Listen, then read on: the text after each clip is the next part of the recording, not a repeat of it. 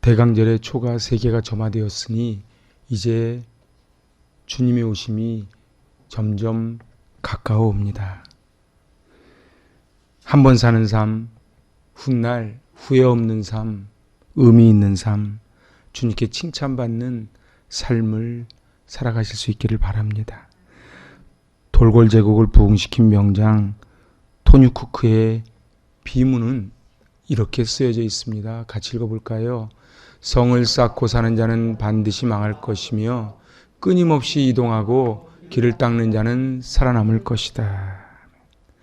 시오노 나나미의 로마인 이야기 서문에도 이 글을 인용을 합니다. 그리고 이 말대로 진정 성을 쌓는 자는 망했고 길을 닦는 자는 살아남았지요. 이 유목마인들을 지키고 살았던 몽골은 약 200년 동안 세계에서 가장 넓은 제국을 건설합니다. 하지만 저들이 예언대로 이제 안주하고 머무를 때에 몽골은 쓰러져 버리지요. 특별히 이 교훈은 한국교회와 21세기를 살아가는 우리들, 또한 이 한 해를 갈무리하며 새해를 준비하는 저희들에게 귀한 메시지를 던져줍니다. 저를 한번 따라 하시죠. 개혁교회는 개혁되어야 합니다. 아멘. 끊임없이 변화를 추구하고, 그리고 어제와 다른 오늘, 오늘과 다른 내일을 준비할 때에 진정 우리의 삶은 미래가 펼쳐질 것입니다. 사랑하는 조국 대한민국은 지난 5,000년 동안 참으로 험한 길을 걸어왔습니다. 그래서 고 함석헌 선생님이 말씀하신 것처럼 이리 짓밟히고 저리 짓밟히고 여기서 깨지고 저기서 깨지는 피로 얼룩졌던 그러한 늙은 계집종의 역사와도 같았다고 함석헌 선생님은 말씀하십니다. 그러나 하나님께서 이 민족을 버리지 않으셨어요. 그래서 지구본을 돌려도 잘 보이지도 않는 그 자그마한 대한민국, 그것도 절반을 나눠서 절반밖에 되지 않는 말이 반도지 반도가 아닌 섬이지요. 그런데 지난 5,000년 동안 하나님께서 유례없는 발전을 주셨고, 그래서 이미 우리는 이제 선진국 대열로 들어간다 하는 그러한 희망 섞인 뉴스가 나옵니다. 그럼에도 불구하고 어떻게 우리의 삶은 행복해지셨는지요? 우리는 진정 우리의 삶이 집집마다 차가 있고, 그리고 아파트에서 이제 스위치만 누르면 뜨신 물이 펑펑 나오는 그 속에 살면서도 어떻게 정말 행복하신지요? 오늘 2021년 대강절 이제 세 번째 초가 가정마다 그리고 강단 앞에 점화되었습니다.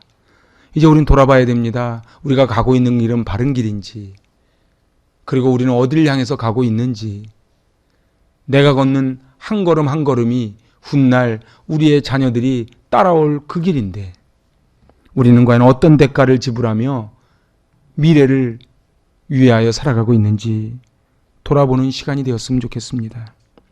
하나님의 사람인 우리는 주의 길을 예비하고 그 길을 닦는 자들입니다. 우리 주님 오실 때 이제 오늘 본문에 세례 요한이 이렇게 외칩니다. 같이 받들어 봉독합니다. 광야에서 외치는 자의 소리가 있어 이르되 너희는 주의 길을 준비하라. 그의 오실 길을 곧게 하라. 공동 번역을 보니까 너희는 주의 길을 닦고 그의 길을 고르게 하여라. 그 주의 길이 무엇입니까? 그 주의 길은 바로 하나님께로 가는 길이 주의 길입니다. 이 주의 길은 헬라어로 덴 호돈 큐리오입니다. 이 덴 호돈 큐리오는 바로 왕도, 왕이 가는 길, 천국 가는 길이지요. 저 군에 있을 때는 군에서 참모총장이 온다 그러니까 몇 달 전부터 얼마나 준비를 많이 했는지 모릅니다. 높은 사람이 오면은 미리 준비를 합니다. 하물며 우리가 천국 가는 길을 준비하지 않아서야 되겠습니까? 오늘 이 본문은 이사야 40장 3절을 인용합니다. 광야에 주님께서 오실 길을 닦아라. 사막에 우리의 하나님께서 오실 큰 길을 곧게 내어라. 길을 닦아라. 임금님 오실 준비를 해라는 것이지요. 그렇지요. 결혼식장에 들어갈 때 작업복 입고 들어가는 사람 없습니다. 청와대에 들어갈 때 추리닝 바람으로 들어가는 사람 없습니다. 우리가 하나님의 오심을 기다리면서 우리는 몸도 마음도 준비를 하라는 것이지요. 이제 정리할 것을 정리하고 노예 근성을 버리고 절망을 희망으로, 그리고 하나님을 떠났던 사람들은 하나님께로 돌아오라고. 그리하여 왕이 오심을 기다리라고 외칩니다. 그런데 오늘 여기서 우리가 주목할 것은 광야에서 외치는 자의 소리가 있어 이르되. 자, 세례 요한이 이 소리를 외치는 이때가, 장소가 어디인가? 바로 광야입니다. 우리 주님이 오시는 그때는 로마의 속국으로 있던 그 유대가 말할 수 없는, 한치 앞이 보이지 않는 희망 제로의 시대를 살았습니다. 경제는 도탄에 빠졌고, 윤리는 땅에 떨어졌고, 종교는 백성들에게 희망과 기대를 주지 못했습니다. 종교 지도자들은 로마와 결탁하여 백성들의 주머니를 털기에 바빴지요. 백성들의 유일한 희망인 메시아마저 말라기를 끝으로 침묵으로 들어갔습니다. 이런 암울한 상황에서, 깜깜한 상황에 우리 주님이 오셨습니다. 그러니 이제 영접할 준비를 하자. 임금님이 오신다. 그가 오시도록 길을 닦자. 광야가 어떤 길입니까? 광야는 바람이 불고 모래가 세차게 부는 곳입니다.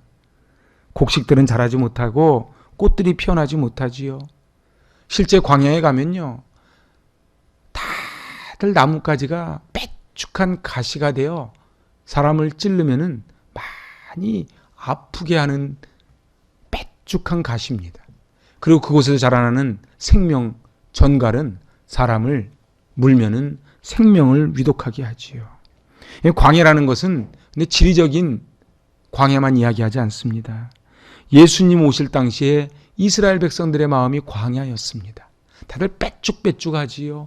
울퉁불퉁하지요. 나를 건드리기만 해봐라. 내가 콱 물어가지고 죽여버리겠다는 것이지요. 어디에도 희망이 없습니다. 향기가 나지 않습니다. 그런데 그 광야의 길을 내라는 거예요. 어떻게? 21세기를 살아가는 우리의 모습과 비슷하지 않습니까? 우리가 살아가는 이 시대가 광야입니다. 아무리 국민소득이 올라갔다고 해도, 아무리 집집마다 차가 있다 그래도, 그리고 아파트가 있다 그래도 우리의 삶의 마음은 30년 전보다 별로 행복해진 것 같지 않아요. 사단은 늘 속입니다. 조금 더 가지라고, 조금 더 누리라고, 그러면 행복해질 거라고. 그런데 우리의 행복은 물질이 좀 더 있다고, 높은 자리에 올라간다고, 연봉을 좀 많이 받는다고 행복해지는 것이 아니라는 사실입니다. 하나님께로 가는 길을 잘 닦으려면 어떻게 해야 되는가? 오늘 저는 이제 4가지로 은혜를 나누고자 합니다. 첫째, 한번 따라 하시지요. 골짜기를 메워야 합니다. 골짜기를 메워. 저는 군 생활할 때 1년이면 한 8개월에서 9개월 눈이 왔습니다. 그래서 5월 어버이날도 눈을 보지요. 그런데 한 5월 중순에서 말이 되면 이제 눈이 그칩니다. 그럼 눈이 녹기 시작을 해요. 눈이 녹으면은 이 길이요, 다 내려앉습니다. 그래서 이제 차가 다니기 위해서는 어떻게 합니까? 그 골짜기를 메워야 됩니다. 우리는 이 시대에도 하나님과 사이에 얼마나 골짜기가 있는지 몰라요. 아담과 하와를 맨 처음에 하나님이 창조하셨을 땐 골짜기가 없었어요. 그럼 세상 최고의 사랑 고백은 아담의 고백이에요. 내 살 중에 살이요, 뼈 중에 뼈라. 어떻게 남편에게 그런 고백 받아보셨는지요? 살 중에 살이요, 뼈 중에 뼈라. 그런데 그 안에 사단이 들어오니까 죄가 들어오고, 그때는 이제 서로 원망하고, 그래서 아담은 하나님이 지어주신 저 하와 때문에 내가 죄를 졌습니다. 그래서 이 마귀가 들어오는데요. 마귀는 디아볼로스입니다. 이 디아볼로스는요, 골을 만드는 존재가 디아볼로스. 그러니까 저 사람과 나 사이에 골이 생겼잖아요. 그런 건 100% 마귀가 들어온 거예요. 그런데 사람과 사람 사이는 화합할 확률보다는 갈라설 확률이 훨씬 높습니다. 두세 사람만 모이면은 마음이 갈라지게 돼 있지요. 그런데 우리 주님이 오신 길을 예비하기 위해서는 이제 그 골을 메꿔야만 한다는 것입니다.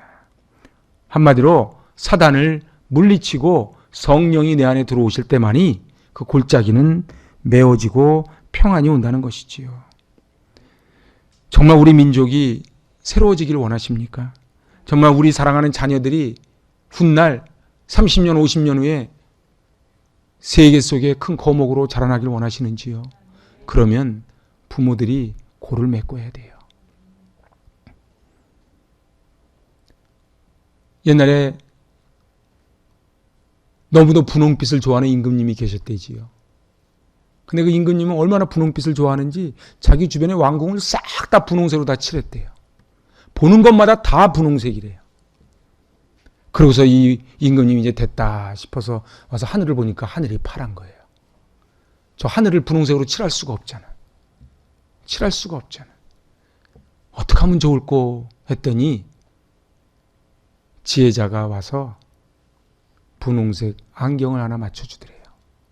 분홍색 안경을 끼니까 하늘도 분홍색이 되어서 임금님이 이젠 됐다 그러더래요. 사람들은요 다 색안경을 끼고 봅니다. 삐딱하지요. 삐딱한 사람은 매사가 삐딱합니다. 그런데 은혜 받은 사람은 매사가 다 감사밖에 없는 것 같아요. 오프라 윈프리가 그 어려운 가운데 있을 때 받은 메시지는 감사였어요. 그 감사에 회복을 할 때에 오프라 윈프리가 세계에서 가장 영향력 있는 여인 가운데 한 사람으로 꼽히게 됩니다. 사랑하는 여러분, 우리의 관계 속에 있는 골짜기, 하나님과 사이에 있는 골짜기를 메우실 수 있기를 바랍니다. 이제 천국 가는 두 번째는요, 산을 낮춰야 합니다. 그렇습니다. 이 산이 있으면요, 도로 공사할 때 반드시 산을 깎아냅니다. 저기 어디입니까? 사당동 거기 넘어가다 보면은 저 과천 넘어갈 때 거기 산이 이만큼 깎여 있지요. 그 길을 내기 위해서 산을 깎아낸 것입니다. 그런데 이 산은 바로 우리 영적인 교만을 의미합니다. 교만이라는 산이 깎아져야 주님의 길이 나지요. 주님이 오시기 위해서는 이 높은 산이 낮아져야 됩니다. 그래서 세례 요한은 외치는 것이지요. 그 당시엔 로마 제국이 큰 산이었고 헤롯 왕이 작은 산이었어요. 사두개인 바리새인이 조그마한 동산이었지요. 늘 로마 제국을 넘었으면 헤롯이 있고 헤롯을 넘었으면 사두개인 바리새인이 있었지요. 제가 제주도 가서 보니까 한라산 올라가서 보니까 얼마나 오름이 많은지 주변이 다 오름인 거예요.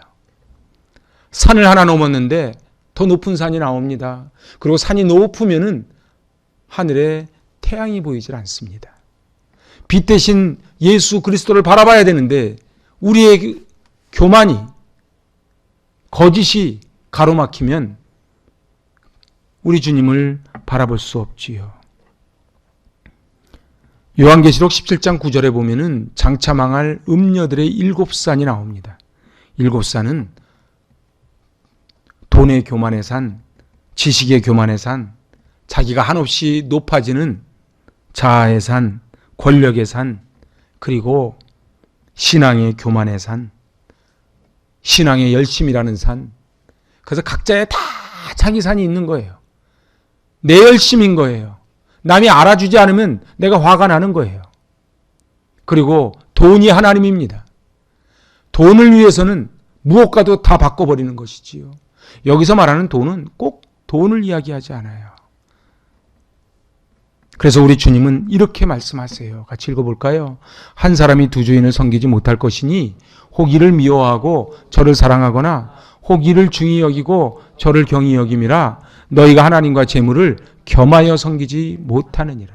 여기서 말하는 재물은 꼭 돈을 이야기하지 않습니다. 우리가 하나님보다 더 우선으로 섬기는 것이 다 재물입니다.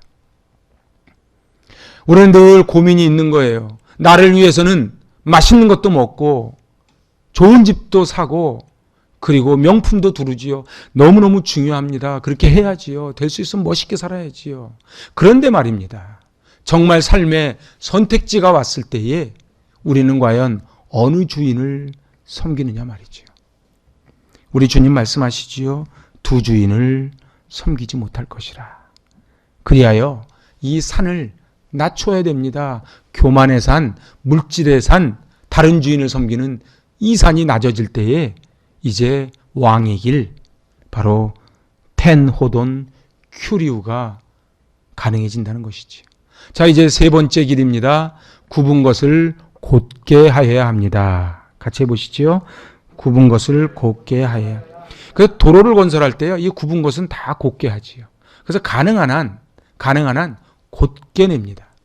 경부고속도로 맨 처음에 냈을 때 정말 대단한 대역사였지요. 그럼에도 불구하고 가능한 한 공기도 줄이고 비용을 줄이기 위해서 있던 길을 이렇게 이용을 많이 했지요. 그러다가 나온 고속도로가 중부고속도로입니다.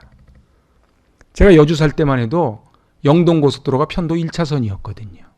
그런데 그 중부고속도로가 뚫리는데 중부고속도로는 경부고속도로보다 훨씬 더 고든 도로였어요.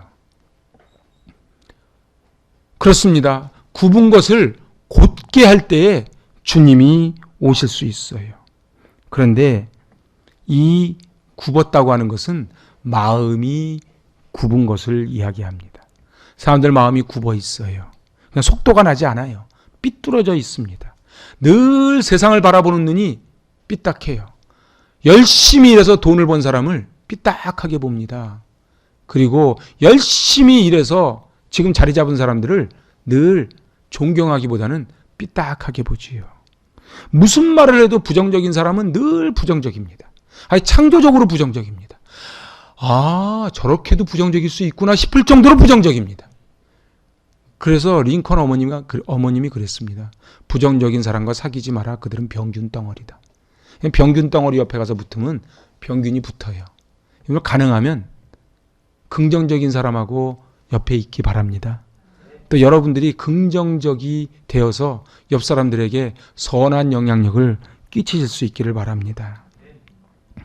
내가 상처받고 배신당하고 그래서 움푹 패이고 여기저기 찌들려서 마음이 패이고 굽어져 있는 인생들이 있어요.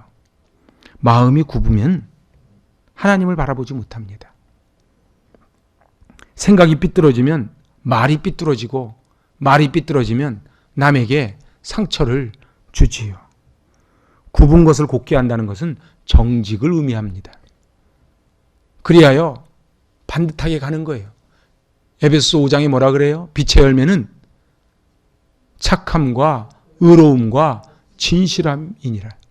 그래서 예수 그리스도가 내 마음에 들어왔다는 것은 진실해지는 거예요. 정도를 걷는 것입니다. 이 세례 요한이 그 당시에 굽은 길이라고 할 때는 사두개인을 이야기했어요. 사두개인들은 하늘나라를 부인했던 자들입니다. 왜요? 자기들 기득권을 위해서. 천사도 없다 그랬어요. 부활도 없어요. 오직 현세예요. 왜요? 살만하거든요. 그래서 늘 영적인 사람을 공격했던 사람들이 사두개인들입니다. 항상 말을 아프게 했지요. 그 길로는 천국에 가지 못한다는 거예요. 지금 이 시대에도 사두개인들이 있어요. 그래서 이 신앙생활은 액세서리예요. 여기 와서 친교하는 거예요. 여기 와서 누리는 거예요. 여기 와서 권력을 또 휘두르는 거예요. 그리고 그들은 하늘나라에 대한 소망이 없어요. 왜요? 여기가 좋거든요. 그것을 굽은 길이라고 이야기합니다. 자, 이제 마지막 네 번째입니다. 네 번째는 같이 해보실까요? 험한 길을 평탄하게 하여야 합니다. 길에는 얼마나 많은 장애물이 있는지 모릅니다. 울퉁불퉁해서 언제 사고가 날지 모릅니다. 그래서 평탄하게 해야 됩니다. 그런데 저는 정말 산을 깎고 골짜기를 메우고 굽은 곳을 피고 험한 길을 평탄하게 해야 되지만 정말 기가 막힌 좋은 방법은 지상에서 뜨는 겁니다. 여러분들 비행기 타보셨지요? 비행기를 타면 저는 습관적으로 꼭 아래를 내려다봅니다. 여러분들 비행기를 탁 뜨면요, 여기서 부산 가는 시간하고 대구 가는 시간이 비슷합니다. 내 힘으로는 현해탄을 건널 수 없어요. 내 힘으로는 미국 갈 수 없어요. 근데 비행기에 타서 주는 밥 먹고 가만히 앉아 있으면 미국도 데려다 주고 아프리카도 데려다 줍니다. 우리는 인생이요, 여기 삶의 자리에 보면은 매 울퉁불퉁이 있어요. 나한테 와서 태클 거는 사람도 있고요, 나를 넘어뜨리는 사건 사고가 있고요. 그래서 이거 하나 해결하면은 또 그 다음 산이 나오고 또 산을 넘고 나면 강이 나옵니다. 근데 여기서 승리하는 비밀은 독수리가 날개치며 올라간 같은 창공을 날아가는 겁니다. 그래서 사도 바울은 이것을 무엇이라고 표현하는가? 천국 시민권을 가졌다고 표현합니다. 이 땅에 두 발을 디디고 살지만 천국 시민권자를 가진 자들은 이 땅에서 나에게 태클 거는 자들과 대거리하지 않아요. 왜요? 이렇게 보면은 너무 애기들 같거든요. 여러분, 여기 우리 유치부 아이들이 저에게 억울한 말을 했다고 제가 억울해하지 않아요. 왜요? 애기니까. 애기니까. 그런데 저보다 연배가 비슷하거나 나이 든 분이 저한테 태클을 하면 제가 마음이 상하지요. 왜요? 맞대응할 만한 상대라고 보는 거예요. 상처 안 받는 비밀은요, 상처를 주는 사람이 없어지는 게 아니고요, 내가 조금 뜨는 겁니다. 많이 뜰 필요도 없어요. 조금만 뜨면 됩니다. 저는 갑바도기아 갔을 때 그 터키 갑바도기아를 기가 막힌 곳을 봤지요. 근데 요즘은 보니까 이제 풍선 타고 막 투어를 하더라고요. 그래서 제가 다음에 갑바도기아를 가면 꼭 풍선을 한번 타야 되겠다. 그랜드 캐년을 갔을 때 거기를 쿠비쿠비 이렇게 갔는데 가만히 보니까 거기에 풍선 타고 도는 게 있더라고요. 그래서 다음에 제가 그랜드 캐년을 가면 풍선 타고 한번 가봐야 되겠다. 여러분, 풍선 타면은 밑에 게 그 골짜기가 그 골짜기입니다. 우리가 비행기를 타보면요, 60평 아파트, 20평 아파트, 그게 그거예요. 키 큰 사람, 키 작은 사람, 그게 그거예요. 명품 옷 두른 사람, 그냥 옷 두른 사람, 다 그게 그거예요. 하나님이 우리를 보실 때 그러지 않겠습니까? 하나님은 우리의 눈동자를 보시고 우리의 마음을 보시고 우리의 인생을 바라보는데 우리는 자꾸 외견을 봐요. 그래서 이 외견을, 겉으로 보이는 모습을 치장을 하는데 많은 에너지를 쏟습니다. 오늘 세례 요한이 험한 길이라고 했을 때는 바로 헤롯을 가리켰던 말이었어요. 헤롯은 거친 사람이었어요. 헤롯은 신분적 제약 때문에 자기의 그 신분을 이제 유대 종교 지도자들에게 어필하기 위해서, 그래서 아마 누가 농담으로 그러더라고요. 지금 이스라엘 관광의 모든 거는 다 헤롯이 했다고. 대부분 이스라엘에 지어진 거는 헤롯이 지었거든요. 왜요? 자기가 잘 보이기 위해서. 그래서 그 마사다라는 데를 가보면요, 거기 그 사막 한가운데 마사다가 있는데 그 마사다에 헤롯이 도망가서 거기서도 지금 어떻게 그걸 건설했나 싶을 정도로 사우나를 쫙 잘 해놨어요. 그러니 그 물을 퍼나른 사람들이 얼마나 힘들었겠습니까? 오늘 저는 이제 말씀을 마치려고 그래요. 인생사, 울퉁불퉁한 세상사에 시달린 분이 계십니까? 우리 주님이 저 여러분 가운데 찾아오길 원하십니다. 꼬부랑길에 지치신 분이 계십니까? 삐쭉삐쭉 솟아있는 교만과 아집 때문에 좌충우돌 부딪히며 살아온 분 계십니까? 나는 그러고 싶지 않은데 자꾸 쓴소리가 나오는 걸 어떡하겠어요? 자꾸 불평이 나오는 걸 어떡하겠어요? 내 색안경을 벗어야 되는데 색안경을 끼고 보니 온통 세상이 까만 것을 어떻게 하겠습니까? 해도 안 되고 시비와 자절에 마음이 상해 있는 분 계십니까? 원망과 불평으로 거칠어진 영성으로 살아가는 분이 계십니까? 세상의 정욕과 욕심의 골짜기에서 개미처럼 살아오신 분은 없습니까? 내 안에 상처로 인하여 다른 사람 찌르고 자신도 찔러 분노에 차서 살아가는 고슴도치 같은 인생을 살아가는 분 계십니까? 이런 마음에는 우리 주님이 오실 수가 없어요. 그래서 제가 성령 수행하면서 말씀드렸지요. 그릇을 준비해야 돼요. 돌짝밭, 길가밭, 가시덤불밭에는 우리 주님이 열매를 맺지 못합니다. 예배가 뭡니까? 예배는 길가밭, 돌짝밭, 가시덤불밭에 가시를 걷어내고 돌을 걷어내서 옥토밭으로 만드는 작업이 예배입니다. 그래서 이 예배를 드리려고 들어올 때 마음과 예배 끝나고 나갈 때 마음이 달라질 줄로 믿습니다. 근데 갔는데 잡초가 또 자라요. 제가 단독주택 살아봤는데 단독주택 보통 부지런해서 사는 게 아닙니다. 잡초 뽑아내고 나면 잡초 돌아서면 또 납니다. 그런데 우리네 인생도 그런 것 같아요. 예배 때 잡초를 좀 뽑았어요. 근데 예배 끝나고 나가면 잡초가 또 자라는 거예요. 원망, 불평, 낙심, 정죄. 그래서 어떻게 해요? 또 예배를 드리는 거예요. 그래서 예배 때 또 뽑는 거예요. 그래서 우리는 은혜밖에 없습니다. 은혜밖에 없어요. 인간에게는 소망이 없어요. 아무리 겉에 멋있게 치장을 하고 있어도요. 다 냄새나는 인생입니다. 그리하여 이 예배를 통해 여러분 속에 있는 가시 그리고 돌들을 다 걷어내실 수 있기를 바랍니다. 이제 우리 주님 오시도록 길을 닦읍시다. 우리 대강절에 우리 주님을 맞이하기 위해서는 골짜기, 굽은길 그리고 산이 있으면 우리 주님이 오시질 못해요.